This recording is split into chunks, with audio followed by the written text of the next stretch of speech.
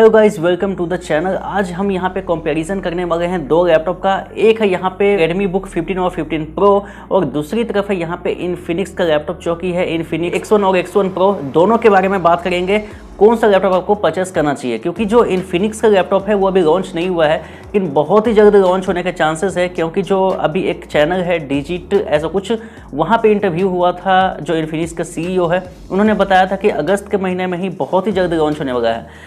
Laptop के बारे में जो लैपटॉप है, सुनने में आया है कि आपने, जैसा आपने अभी बताया भी था थोड़ी देर पहले, कि इसके डिज़ाइन में आपने कुछ चेंजेस किए हैं बड़े। आपने ठीक बोला। आई थिंक आपने देखा होगा शायद ग्लोबल लॉन्च कैसा रहा है और आई थिंक काफ़ी अच्छी अप्रिसिएशन मिली है जहाँ भी हमने लॉन्च किया अभी तक लैपटॉप। हमारी कोशिश यही है कि हम जल्दी से जल्दी इंडिया में इसको लेके आएँ, बिकॉज आपने सही बोला, बिकॉज डिज़ाइन एस्पेक्ट है। अब दोस्तों इसके लिए आपको वेट करना चाहिए, नहीं करना चाहिए, कौन सा आपको लैपटॉप को परचेस करना चाहिए, सारी चीज़ों के बारे में आज हम बात करने वाले हैं। तो चलिए दोस्तों, बिना टाइम वेस्ट के वीडियो को शुरू करते हैं। तो यहाँ पे कंपैरिजन स्टार्ट करने से पहले मैं बता दूं कि ये जो लैपटॉप है इन्फिनिक्स की तरफ से लॉन्च होने वाला है, किस किस कंट्री में भी लॉन्च हो चुका है, ये सारी डिटेल्स में बताने वाला हूँ। सबसे पहले हम यहाँ पे कंपैरिजन करते हैं बॉडी से। तो जो रेडमी बुक है वो क्लेम करती है कंपनी की जो मेटालिक फिनिश दी गई हुई है एल्युमिनियम की, लेकिन पूरी बॉडी आपको एल्युमिनियम की नहीं मिलती है। जबकि यहाँ जो इन्फिनिक्स है वहाँ पे आपको फुली मेटालिक बॉडी देखने को मिलती है। अगर आप इसे आगे से देखेंगे, अगर फ्रंट से देखते हैं तो आपको बिल्कुल मैकबुक प्रो का कॉपी लगेगा। लेकिन अगर आप डिज़ाइन की बात करें तो इन्फिनिक्स जो है वो काफ़ी हद तक दूसरे डिज़ाइन पे फोकस्ड है, जहाँ पे अलग कलर्स भी देखने को मिलते हैं। नेक्स्ट हम बात करते हैं यहाँ पे बॉडी की। तो हमने बात कर ली है, बॉडी जो है वो बेहतर आपको देखने को मिलता है इन्फिनिक्स में। नेक्स्ट हम बात करते हैं यहाँ पे डिस्प्ले की। तो सबसे ख़राब चीज़ मुझे लगी कि यहाँ पे जो रेडमी कंपनी है वो अपने लैपटॉप के स्क्रीन के बारे में, डिस्प्ले के बारे में चीज़ों को जो है वो मेंशन नहीं करती है, छुपा देती है। अब यहाँ पे जो डिस्प्ले है वो 15.6 इंच का है रेडमी में, लेकिन यहाँ पे ये नहीं पता है, कहीं पर भी मेंशन नहीं है कि डिस्प्ले की क्वालिटी कैसी है या फिर IPS पैनल यूज़ किया गया है नहीं किया गया है। sRGB कितनी वैल्यू मिलती है वो भी नहीं पता है, NTSC कितनी है वो भी नहीं पता है। लेकिन सबसे अच्छी चीज़ कि यहाँ पे इन्फिनिक्स में 100% sRGB मिलती है, 14 इंच का डिस्प्ले है और ये full HD plus IPS panel के साथ आता है दोस्तों। तो ये चीज़ मेरे को सबसे अच्छी चीज़ लगती है कि जो चीज़ है वो चीज़ आप क्लेम करो, जो चीज़ नहीं है उसको कोई दिक्कत नहीं है, आप लिख दो कि मेरे पास नहीं है। तो ये चीज़ मेरे को इन्फिनिक्स की काफ़ी अच्छी चीज़ लगी। तो यहाँ पे ब्राइटनेस जो है वो भी यहाँ पे काफ़ी ज़्यादा है, वो भी यहाँ पे 300 नीट्स की है। तो ये सारी चीज़ें जो बेजल से वगैरह है डिस्प्ले की क्वालिटी में, मैं यहाँ पे पॉइंट देना चाहूँगा, इन्फिनिक्स को काफ़ी अच्छा काम करेगा। नेक्स्ट हम बात करते हैं यहाँ पे प्रोसेसर पे। तो यहाँ पे थोड़ी सी कॉम्प्रोमाइज़ की गई है, आप कहीं ना कहीं तो कॉस्ट कटिंग करनी पड़ी है किसी भी ब्रांड को।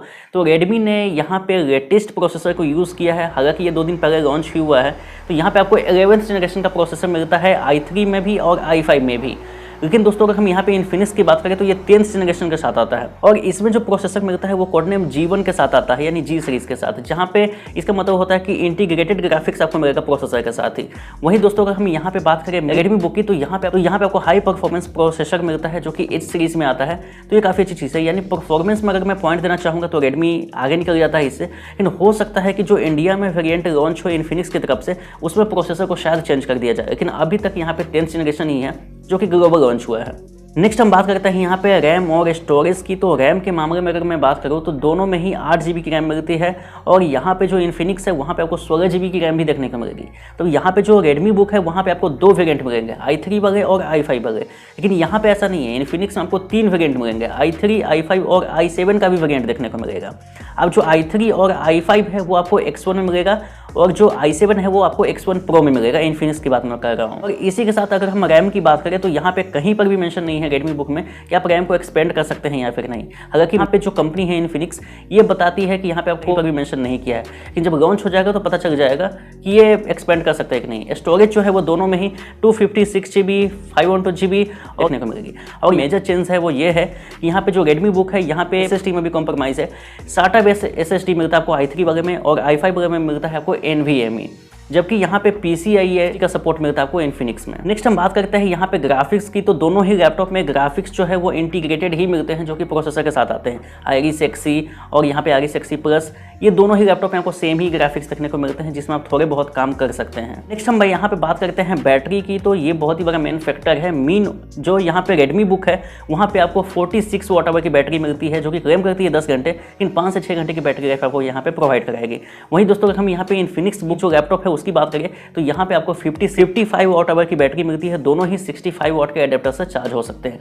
सबसे अच्छी चीज़ यहाँ पे ये मुझे लगी कि जो इन्फिनिक्स है, इन्फिनिक्स का लैपटॉप, वहाँ पे आपको टाइप सी एडेप्टर मिलता है जहाँ से आप डेटा ट्रांसफ़र भी कर सकते हैं। यहाँ पे डिस्प्ले पोर्ट जोड़ना चाहे तो वो भी कनेक्ट कर सकते हैं और उससे जो है वो चार्ज भी कर सकते हैं। तो ये सारी चीज़ें का फैसिलिटी आपको टाइप सी पोर्ट में ही देखने को मिल जाती है, जो कि रेडमी बुक में नहीं मिलता है। हम बात करते हैं यहाँ पे कनेक्टिविटी की, तो वाईफाई और ब्लूटूथ की तो दोनों में ही पुराना वर्जन मिलता है, यानी ओल्ड वर्जन दिया गया है रेडमी बुक में। जबकि यहाँ पे इन्फिनिक्स जो है वो यहाँ पे लेटेस्ट वर्जन के साथ आता है, यानी वाईफाई 6 है और ब्लूटूथ वर्जन 5.1 और 5.2 दोनों देखने को मिलने वाले हैं।